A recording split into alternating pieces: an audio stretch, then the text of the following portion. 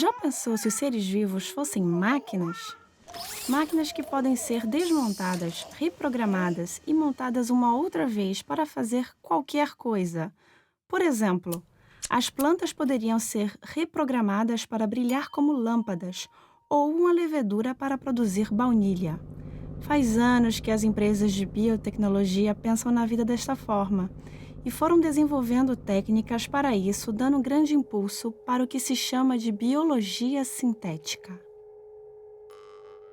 Não vamos nos confundir. Os seres vivos não são máquinas. Uma bactéria, uma levedura, são organismos de evolução complexa. São tão diferentes de uma máquina como um edifício é de uma nuvem.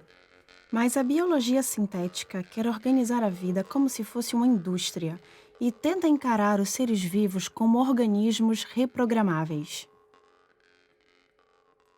Como fazem isso? Bem, todos os seres vivos têm uma estrutura, ou uma célula, que os biólogos sintéticos imaginam como um chassis. E tem também um tipo de código de instruções chamado de código genético, que é composto por 4 substâncias químicas conhecidas como G, T, C e A. Essas 4 letras se combinam de formas distintas, como um código binário, determinando como ele se desenvolve e que coisas específicas fazem, produzir corante, ou baunilha, ou uma cor fosforescente. Vamos imaginar que é possível reprogramar o código genético de tal modo que as células chassis consigam se transformar numa máquina biológica e fabricar algo com valor comercial. Cada célula poderia ser reprogramada para funcionar como uma fábrica microscópica, produtora de qualquer composto químico interessante para o mercado. E como elas se autorreproduzem, logo teríamos milhões dessas fábricas celulares trabalhando dentro de tanques industriais. Seria um novo jeito de obter plásticos, fragrâncias, aditivos para alimentos e combustíveis. Esse é o sonho por detrás da biologia sintética, aplicar em engenharia genética para reprogramar seres vivos para que eles produzam coisas. A biologia sintética já é uma indústria de bilhões de dólares. Já existem produtos no mercado, e há cerca de 100 empresas de biologia sintética que estão associadas às maiores empresas mundiais de química, alimentos, petróleo e cosméticos. Muitas delas são nomes bem conhecidos. Segundo essas empresas, seus produtos já estão em bebidas, sabonetes, cremes para o rosto e detergentes. Eles não estão regulamentados nem rotulados, e as pessoas não têm nem ideia de que eles existem. Tecnicamente, a biologia sintética vai além da engenharia genética. Quer dizer, é a engenharia genética extrema. A manipulação da vida mudou muito desde que as corporações começaram a cortar e emendar os genes nos anos 70. Antes, os geneticistas buscavam na natureza partes do DNA, cortavam essas partes de organismos reais e inseriam um novo hospedeiro num processo de cortar e colar. Hoje, os biólogos sintéticos usam a impressora de DNA chamada de sintetizador de DNA, que constrói o DNA artificial do nada, combinando os códigos genéticos da forma que bem quiserem. Não precisa mais procurar DNA na natureza. É só comprar pela internet. É possível imprimir num laboratório, do nada, todo o DNA de um ser vivo. O cientista Craig Venter, em 2011, criou um micróbio que apelidamos de Cynthia, cujo DNA completo foi produzido por uma máquina. Ele disse que era a primeira espécie do planeta cuja mãe era um computador. A maioria das empresas de biologia sintética já criam códigos artificiais de DNA que forçam os micróbios a produzirem componentes de uso industrial. A Evolva, uma empresa suíço-americana, reprogramou uma cepa de levedura para produzir compostos encontrados no açafrão. O açafrão é obtido de flores que crescem no Irã, mas a Evolva já pode produzir açafrão sintético num enorme tanque com levedura reprogramada, num processo similar ao de fazer cerveja ou vinho. Outra levedura reprogramada sinteticamente produz vanilina, que é o sabor de baunilha.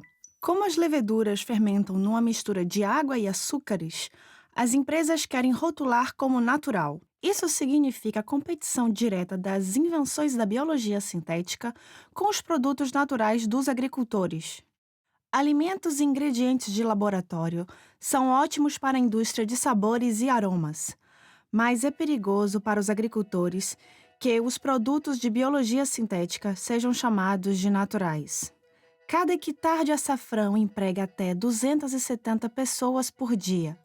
Substituir os produtos naturais pelos de biologia sintética ameaça o emprego de milhões de camponeses em todo o mundo. Mais de 200 mil pessoas cultivam a fava da baunilha em Madagascar, Uganda, México e em outros países.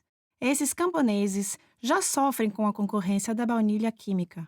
E agora, a vanilina de biologia sintética ameaça ainda mais a sua subsistência. E ameaça também os ecossistemas onde eles vivem. A baunilha precisa da floresta tropical intacta para desenvolver-se bem. Se o preço da baunilha natural despencar por causa da baunilha sintética, os camponeses teriam que derrubar a floresta e plantar arroz para sobreviver. É claro que a indústria de biologia sintética não pode descartar completamente os agricultores. Os tanques de alga ou leveduras exigem enormes quantidades de açúcares obtidos de plantações de milho e de cana. Por isso, todas as maiores empresas de biologia sintética instalaram fábricas no Brasil. A cana-de-açúcar brasileira pode ser doce, mas tem um lado muito amargo. As plantações devoram toneladas de insumos químicos, chupam toda a água possível e a colheita, geralmente, é feita em condições desumanas. A expansão da cana-de-açúcar está destruindo o cerrado e empurrando outros cultivos para dentro da Amazônia. As empresas de biologia sintética esperam que, no futuro, seus micróbios possam se alimentar de lascas de madeira, de serragem ou até mesmo de gás natural. Por isso, estão se aproximando das empresas que extraem gás por fraturação hidráulica. Outra questão sensível é a da segurança. A engenharia genética já enfrenta 40 anos de controvérsia global devido aos efeitos imprevisíveis da manipulação do DNA. A engenharia genética extrema só irá aumentar as incertezas. A forma como um organismo de biologia sintética irá crescer, se adaptar, se comportar e mudar, por enquanto, é só uma especulação. Podem ocorrer situações assustadoras. E se uma alga sinteticamente modificada para produzir gasolina, que já existe, escapar e começar a se reproduzir em córregos, rios e oceanos? Nesse caso, o organismo que escapou pode gerar uma mancha crescente de petróleo. Os governos ainda não sabem como avaliar a segurança dos organismos de biologia sintética, e se imagina que a maioria esteja em ambiente contido. Mas uma nova onda de organismos de biologia sintética estão sendo desenvolvidos para liberação no ambiente. Em 2013, um grupo de biohackers na Califórnia arrecadou, através do site Kickstarter, $500 mil para comercializar uma planta que brilha no escuro. Pela contribuição de $40, o projeto prometeu enviar milhares de sementes biomanipuladas para mais de 6 mil pessoas na América do Norte. Isso é uma liberação não regulamentada de organismos sinteticamente modificados. A loucura é que o governo americano declarou não ter meios para regulamentar esse tipo de organismo extremo. Apesar da oposição radical ao projeto, em breve a empresa vai começar a enviar suas plantas de biologia sintética não regulamentadas nem monitoradas. Enquanto a indústria da biologia sintética corre na frente, os regulamentadores ficam para trás.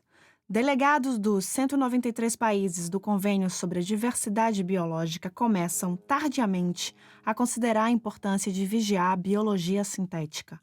Já está surgindo uma disputa internacional entre alguns países ricos que respaldam a indústria da biologia sintética e os países cujos agricultores, lavouras e florestas podem sair perdendo devido à nova bioeconomia que a biologia sintética está prestes a desencadear.